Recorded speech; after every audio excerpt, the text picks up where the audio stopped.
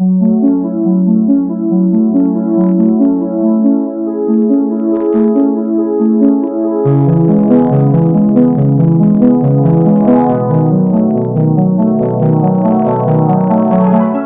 es la ideología de género? En los últimos años ha habido mucha confusión respecto a este concepto, a este término que es cada vez más escuchado, pero que pocas veces se dice qué es y genera mucha confusión. Entonces, ¿cómo lo podríamos definir? Sim, veja bem, na década de 80 e 90, o movimento feminista sentiu necessidade de desenvolver um conceito que desse conta da desigualdade existente entre homens e mulheres e que denunciasse o tipo de desigualdade existente e que isso perpetuava ao longo de séculos. Nesse sentido, alguns trabalhos de feministas desenvolveram o conceito de gênero, tentando mostrar que havia toda uma construção social em cima dos corpos masculinos e femininos que fazia com que essa assimetria de poderes se desenvolvesse e se mantivesse ao longo dos séculos em diferentes sociedades. Então, foi se desenvolvendo um conceito de gênero muito baseado numa perspectiva de construção social.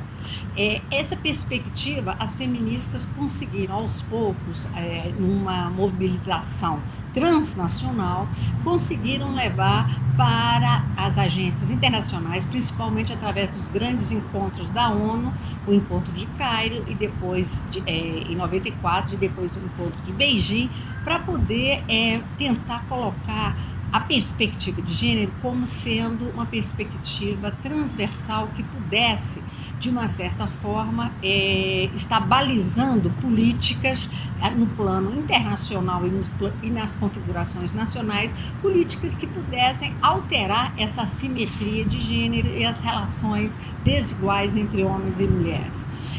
Esse conceito ele recebeu tanto em Cairo quanto em Beijing uma grande reação de grupos islâmicos e principalmente da Igreja Católica.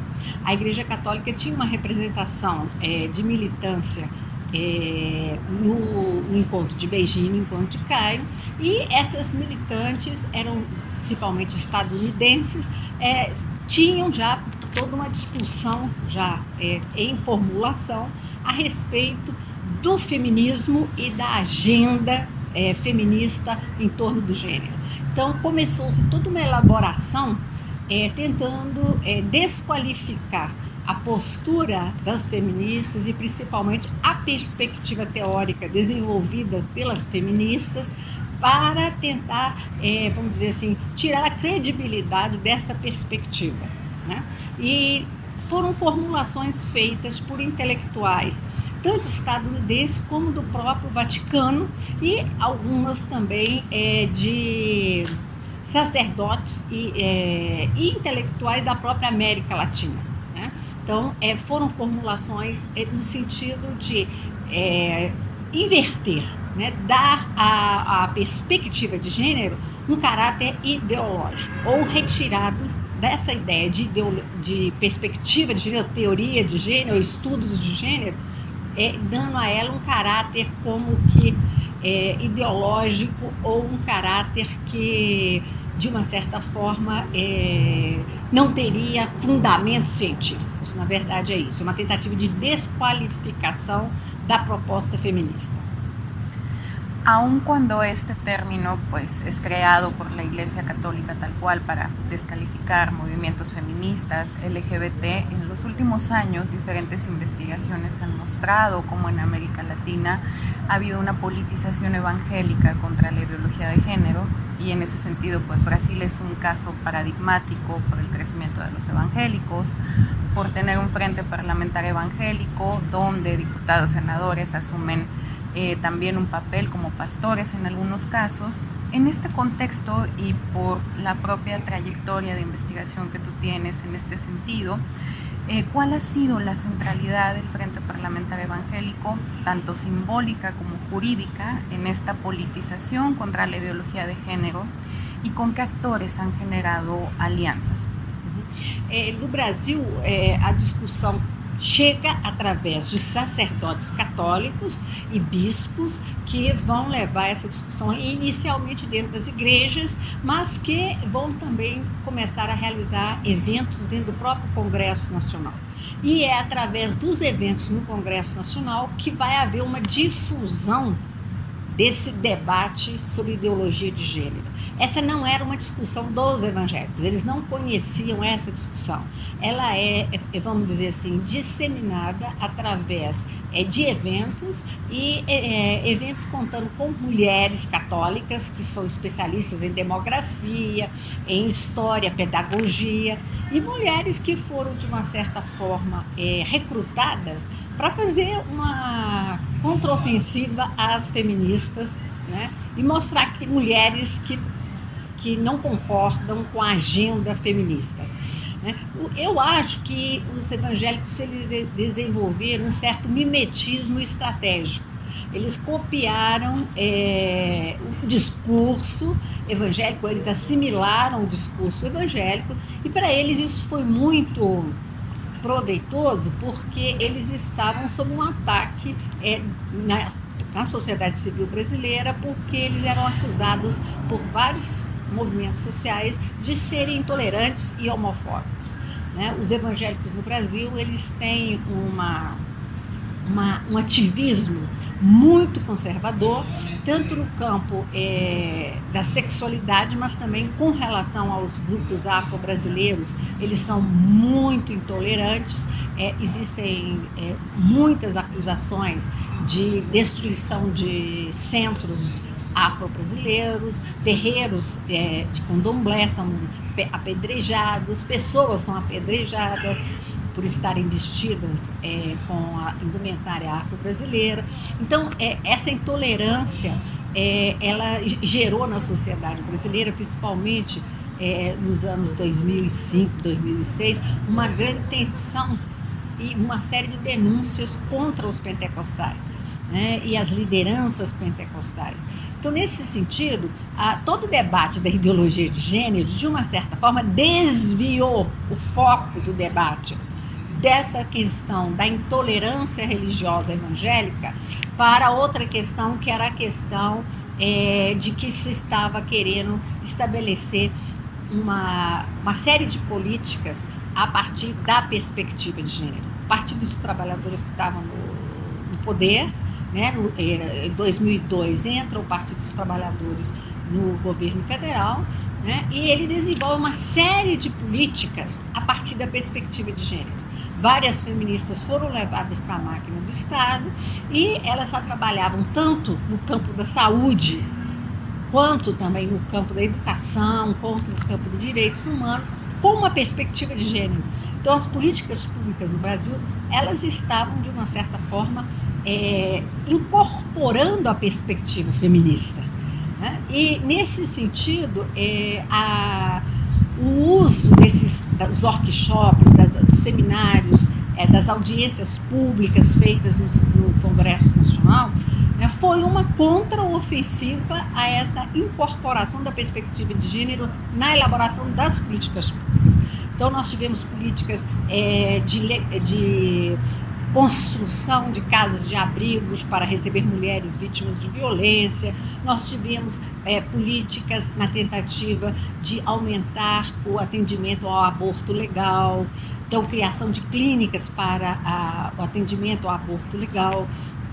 Nós tivemos várias políticas também no campo da população LGBT, né, tentando ampliar os direitos da população LGBT.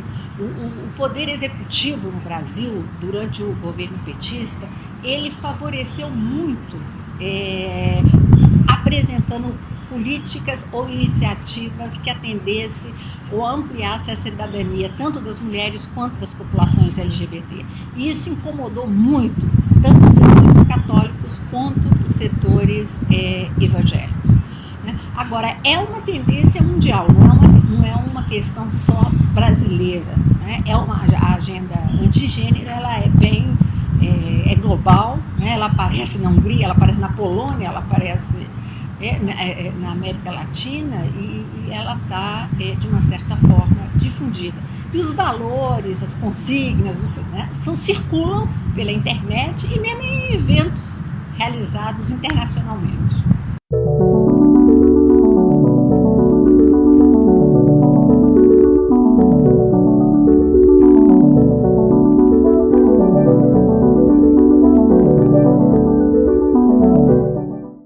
Nós temos vivido momentos de muita angústia, né?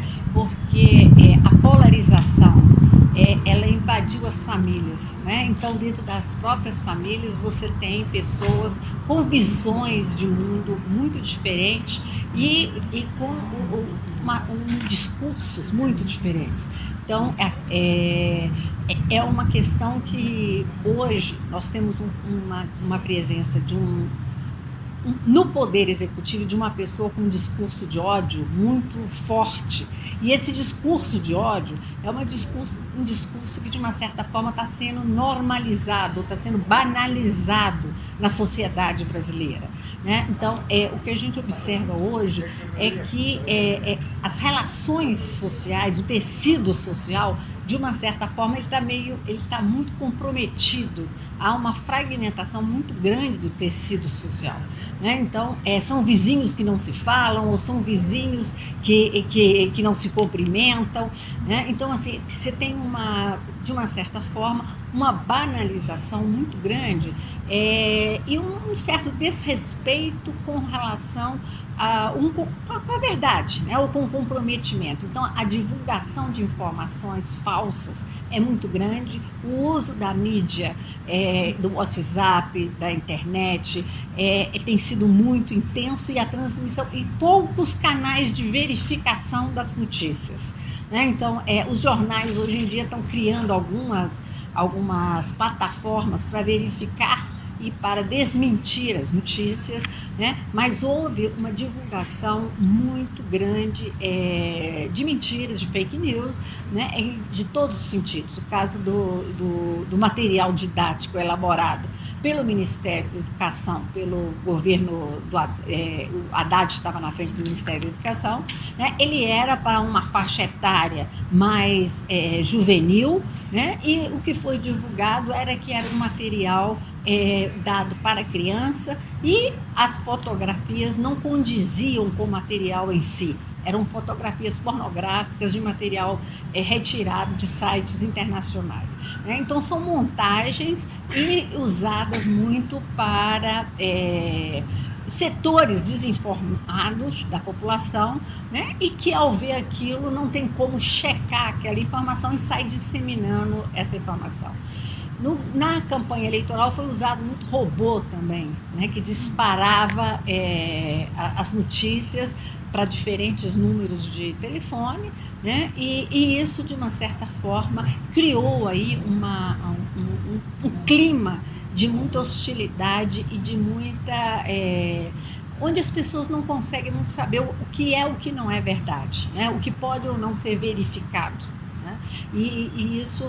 Existe hoje no Brasil até um certo questionamento com relação à ciência, né? Os dados, o próprio Bolsonaro, né? Ele desqualifica, por exemplo, os institutos de estatística, as informações sobre a queimada da Amazônia, né? Quantos quilômetros foram queimados, ou qual a extensão da área queimada. Né? Então, existe uma falta de respeito, né, com as próprias informações que são coletadas de forma sistemática com uma tecnologia e com institutos que têm, vamos dizer assim, um respaldo internacional, mas que ele desqualifica o tempo todo, né? Então, é uma certa má-fé, né, do Poder Executivo, mas que tem gerado na sociedade brasileira uma situação de muita insegurança com relação ao que vai acontecer. Justo en el proceso de las campañas electorales de 2018, gracias a redes como Facebook, Twitter, Instagram, la imagen de Mariel Franco, una mujer negra, lesbiana, feminista, empezó a ser cada vez más socializada, conocida. Y en este conjunto de protestas encabezado por el grupo Mujeres Unidas contra Bolsonaro, se convirtió en un parteaguas. Creo que se puede ver también mucho en las propias calles de algunas ciudades brasileñas. En este sentido, ¿de qué manera Marielle Franco representa pues la resistencia frente a este ascenso del neoconservadurismo y en algunos casos de el posfascismo? Marielle foi vítima, né, um pouco já de uma política realmente de ódio, né? E é uma política que não só atingiu a Marielle, mas ela foi, a questão da própria vida dela foi tirada, mas está atingindo outras pessoas, né? O Jean Willis teve que sair do país, a antropóloga Débora Diniz teve que se exilar do país, né? E tem agora uma outra menina, uma evangélica feminista, a Camila, que também saiu do país, porque começou a ser atacada por lideranças religiosas evangélicas através do Facebook, através das redes sociais e ameaçando a sua família. Então, ou seja, essas políticas autoritárias, elas atingem as minorias, né? Principalmente as minorias sexuais, no sentido de que as pessoas, os mais vulneráveis, né? No caso aí, as mulheres gay, né? O Jean Willis é um homossexual, era um deputado eleito, explicitamente assumido como homossexual, né? E o que a gente observa é que a morte de Marielle, se por um lado foi uma tentativa de calá-la, né, a morte dela levou também a uma rede de indignação muito forte, né? Criou uma rede de indignação muito forte e um movimento de resistência muito forte, né? Hoje, eu acho que todo mundo no Brasil, né, conhece Marielle, né, e todo mundo vê em Marielle, ou na figura de Marielle, uma figura em quem se mirar, né, em termos de resistência a essa política autoritária, né? O assassinato dela não está esclarecido, mas provavelmente ele está ligado também a uma série de redes comprometidas não só com a milícia, mas comprometidas também, né, com o poder masculino, ou pessoas que não conseguem admitir uma presença feminina forte, digna, e uma presença que expõe ou expressa uma nova forma de viver. Uma forma de viver, ela é mãe, mas ela pode ser lésbica, ela é negra, mas ela pode estar na esfera pública. Então ela estava experimentando uma nova forma de ser na sociedade, né? E isso parece que incomodou muito os setores conservadores.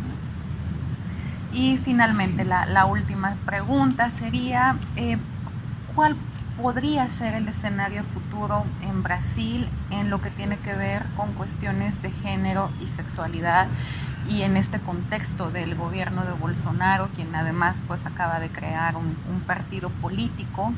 ¿Cómo se ve el escenario futuro en este sentido? Eu acho que tem vários cenários possíveis, né? Eu acho que um dos cenários é o próprio...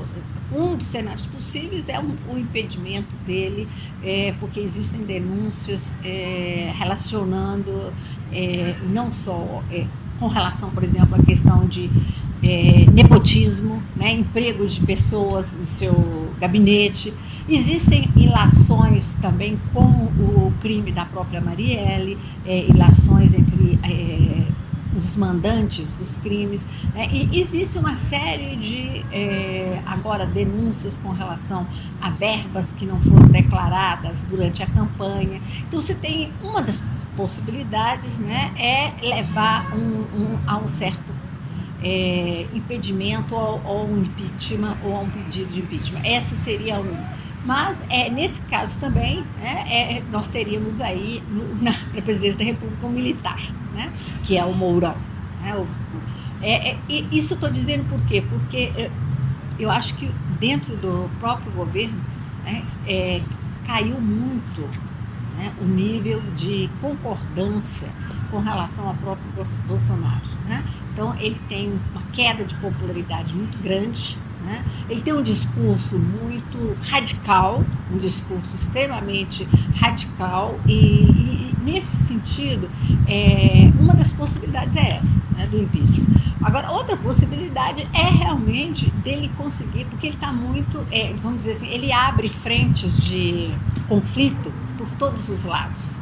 Então, as suas próprias bases, ele está, de uma certa forma, ele briga com todo mundo, então ele não consegue aliados. Né? Então, hoje, os próprios setores conservadores, como o presidente da Câmara, o Rodrigo Maia, né, tem posições muito mais moderadas e posições muito mais sensatas do que ele. Né? Então, ficam, de uma certa forma, o legislativo, né, tem tentado, né, fazer com que as agendas andem, né, mas a máquina do Estado, ela realmente está muito parada, existe uma ineficiência muito grande.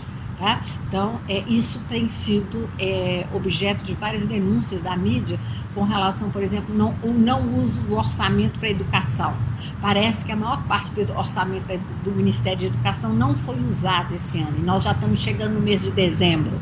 Né? Então, com isso, não vai poder ser usado, vai passar para o ano que vem. Né? Então, o orçamento não foi usado. E as universidades estão sem receber esse dinheiro. Né? Então, tem aí vamos dizer assim, uma inoperância da máquina do Estado, uma ineficiência da máquina do Estado que desagrada. E fora isso, a economia não começou ainda a melhorar, que seria né? O partido político dele, eu acho que dificilmente ele vai conseguir as assinaturas necessárias para a próxima eleição municipal, que é no ano que vem. Né? Porque não vai dar tempo hábil, apesar de que ele está fazendo, já está fazendo campanhas dentro das igrejas para colher assinaturas. Então, um cenário é ele conseguir passar o partido e conseguir, vamos dizer assim, chegar ao final do mandato dele e se reeleger ele está falando aí, talvez com o Moro, né, como vice. Né? Mas eu não sei, eu acho que a situação do Brasil está muito indefinida. Né? Ele tem tirado muito constantemente um discurso de que pode haver um fechamento, né, político. Né? O filho dele já falou no AI-5, o ministro da Economia falou no AI-5, que é o ato institucional número 5, que fechou o Congresso Nacional e suspendeu as atividades do Legislativo. Né? Então, ele estabelece. Então, o filho dele já falou, o ministro da Economia já falou no AI-5. Então, existe também, né, uma certa apreensão da sociedade civil com relação à possibilidade ou não de um golpe militar, né, que ele poderia estar fazendo. Então, eu acho que a sociedade brasileira hoje vive um temor muito grande, né, de um retorno de uma ditadura militar. Né? Então, é realmente uma situação e que, ao mesmo tempo, o que a gente observa é uma certa dificuldade da esquerda de se organizar e de estabelecer uma política concertada, né, para fazer frente a esse desmanche das políticas públicas, porque eles estão desmontando as estruturas, eles estão desmontando e estão revendo as políticas públicas. Né? Então, nesse sentido, é algo preocupante, porque é todo um equipamento urbano, é toda uma infraestrutura que foi desenvolvida, que está sendo, vamos dizer assim, abandonada. Né? Então, por exemplo, em Belo Horizonte, tinha toda uma perspectiva de construção de um museu da memória da ditadura militar. Aí retira todo o financiamento do museu e aí a política ela é toda descontinuada. Né? Então, agora já estão falando, por exemplo, né, na revisão do Bolsa Família, né, que é uma política de redistribuição que foi muito bem sucedida no governo Lula. Né? E a economia é uma economia que é extremamente neoliberal, que pune as camadas mais pobres e populares. Né? Agora, por exemplo, eles estabeleceram impostos no seguro-desemprego. Então, a pessoa vai receber seguro-desemprego e tem que pagar imposto sobre esse seguro-desemprego. Então, quer dizer, é uma política extremamente regressiva e tirando os direitos que já haviam sido conquistados nas últimas 3 décadas.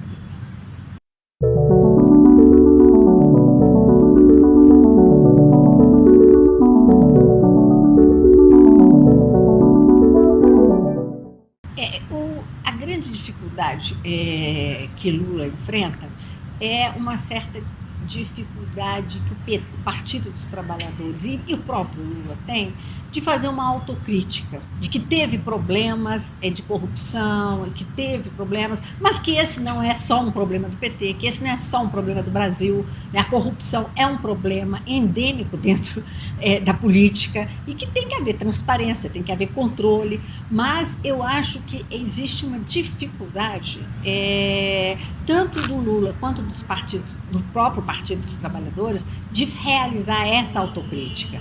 Eu acho que o Lula ele teria, de uma certa forma, de que procurar, né, fazer alianças que pudessem também lançar novas lideranças, como, por exemplo, o Guilherme Boulos, do Partido Social, o próprio Freixo, né? Eu acho que o Lula também, existe um certo personalismo no Lula, né? Como qualquer outro líder carismático, o Lula também tem um personalismo e uma dificuldade de criar novas lideranças ou deixar novas lideranças vir à tona, né? Eu acho que seria extremamente benéfico para a política brasileira se Lula tivesse uma postura em que ele deixasse vir outras lideranças pudessem assumir um pouco a frente dessas articulações. Ele, enquanto alguém que desse o aval, mas que outras lideranças pudessem também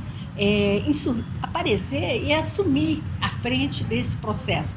Porque, por mais que ele tenha um carisma muito grande, ele tem, né, existe uma série de questões judiciais que vão estar comprometendo a sua candidatura, né, e que vão dificultar e que vão fazer com que o processo tenha vários empecilhos se ele quiser colocar o nome dele, né? Então ele poderia estar dando aval a um outro nome, né, mas que pudesse ter mais sucesso sem estar comprometido com processos judiciais. O Brasil tem o Guilherme Boulos, ou tem outras lideranças que pudessem, de uma certa forma, o próprio Ciro Gomes, né, que pudessem, de uma certa forma, buscar essa concertação, buscar uma política de alianças, né, para isso. Mas é uma situação extremamente angustiante.